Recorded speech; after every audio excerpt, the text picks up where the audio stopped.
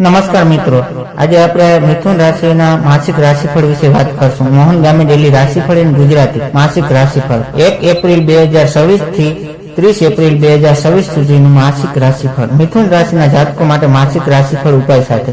મિત્રો, અમારી ચેનલમાં આપનું હાર્દિક સ્વાગત છે. અમારી ચેનલ પર આપને ગુજરાતી ભાષામાં દૈનિક રાશિફળના વિડીયો જોવા મળશે. જો આપને પસંદ હોય તો લાઈક કરી શેર કરજો અને અમારી ચેનલ પર નવા હોય તો અમારી ચેનલને સબસ્ક્રાઇબ કરજો. તમારા એક સબસ્ક્રાઇબ થી અમને ઘણું પ્રોત્સાહન મળે છે. માસિક રાશિફળ એટલે કે આખા મહિનાનું અથવા મહિનાના ભાવિની ગણતરી. આ આગાહીને અંગ્રેજીમાં મંથલી હોરોસ્કોપ કહેવામાં આવે છે, જ્યારે ભારતના કેટલાક ભાગોમાં તેને માસિક રાશિ ભવિષ્ય તરીકે પણ ઓળખવામાં આવે છે. માસિક રાશિફળ દ્વારા વ્યક્તિ તેની રાશિની મદદથી આગામી આખા મહિનાની માહિતી મેળવી શકે છે. આમાં સમગ્ર મહિનાના રાશિ ચક્રના આધારે વ્યક્તિના ભાવિનો મતલબ કે આગામી આખા મહિનામાં તેના સારા અને ખરાબ દિવસો ગણવામાં આવે છે.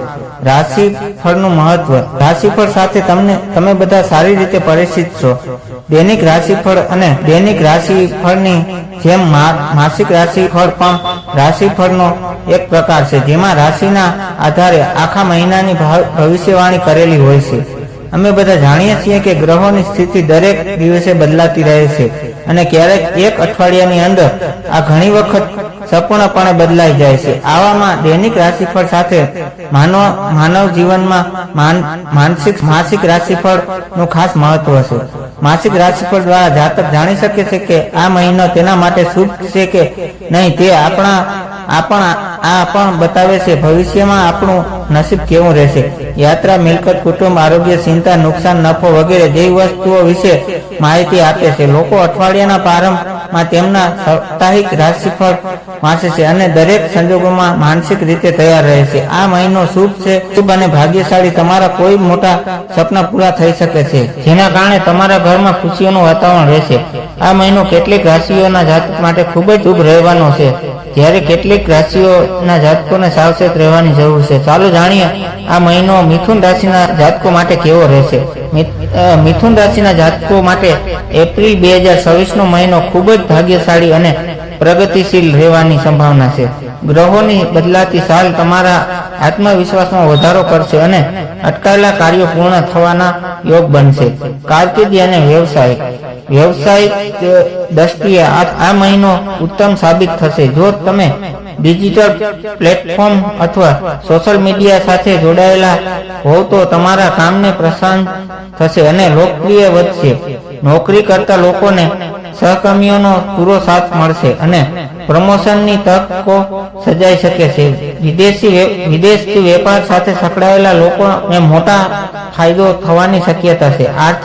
આર્થિક મોસે તમારી સ્થિતિ મજબૂત બનશે. અચાનક ધનલાભ થવાના યોગ છે, જે જૂના દેવામાંથી મુક્તિ આપી શકે છે.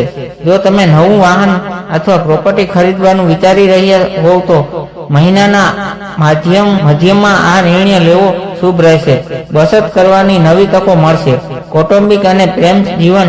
પરિવારમાં કોઈ શુભ પ્રસંગનું અથવા માંગલિક કાર્યોનું આયોજન થઈ શકે છે. ભાઈ બહેનો સાથેનો સંબંધ મજબૂત બનશે. પ્રેમ સંબંધમાં રહેલા જાતકો માટે આ મહિનો રોમાંચિક રહેશે. તમે તમારા સાથી સાથે બહાર ફરવા જઈ શકો છો. લગ્ન જીવનમાં પરસ્પર સમજણ વધશે. આરોગ્ય, સ્વાસ્થ્યની દ્રષ્ટિએ આ મહિનો સારો રહેશે, પરંતુ વધતી જતી ગરમીને કારણે ત્વચા અથવા ગળામાં થોડી તકલીફ થઈ શકે છે.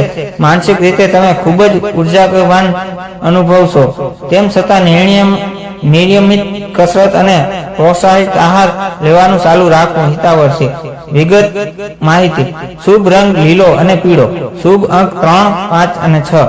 શુભ દિવસ બુધવાર અને શનિવાર. સાવધાની, કોઈ પણ દસ્તાવેજ પર સહી કરતા પહેલા બરાબર વાંચી લેવું. ઉપાય. દર બુધવારે ગણેશજીને દુઆ અર્પણ કરો અને ગાયને લીલો ઘાસ ખવડાવો.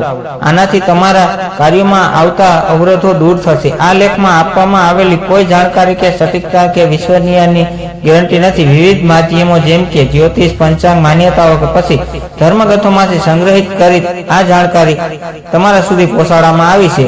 અમારો ઉદ્દેશ માત્ર સૂચના આપવાનો છે. તે સાચી અને સિદ્ધ થવાની પ્રમાણિકતા ન આપી શકીએ, એટલે કોઈ પ્રકારનો ઉપયોગ કરતા પહેલા સંબંધિત નિષ્ણાતની સલાહ લો. હર હર મહાદેવ.